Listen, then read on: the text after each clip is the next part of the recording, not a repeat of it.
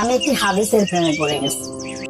হাদিসটা হচ্ছে ঠিক এমন যে যখন বান্দা একটি ঘরে কান্না শুরু করে এবং তখন আল্লাহ ফেরেশতারা বলে যে আল্লাহ তোমার এই বান্দাটা কি জন্য কষ্ট পাচ্ছে, এবং ফেরেশতারা আল্লাহর কাছে কান্নাকাটি করে বলে যে তার মনের ব্যথাকে তুমি আল্লাহ কমিয়ে দাও। তখন আল্লাহ তাআলা বলেন যে আমার বান্দা এমন কোনো কিছুর মায়া করেছিল বা ভালোবেসেছিল যে আমার চাইতে সে বেশি ওই জিনিসটার প্রতি ভালোবেসে ফেলেছে। আমি আমার বান্দার কষ্ট আমি বুঝি এবং আহ, আমি দুঃখী মানুষের মানে ভগ্ন হৃদয়ের মানুষের খুব কাছাকাছি অবস্থান করি। কত দূর? এক হাত দূরে আল্লাহ তাআলা অবস্থান করেন। এবং আরেকটা কথা হচ্ছে ফেরেশতারা তখন বলতে থাকে আল্লাহ তুমি চাইলে কি সেই বান্দার সেই অভাবগুলো তুমি পূরণ করতে পারো না?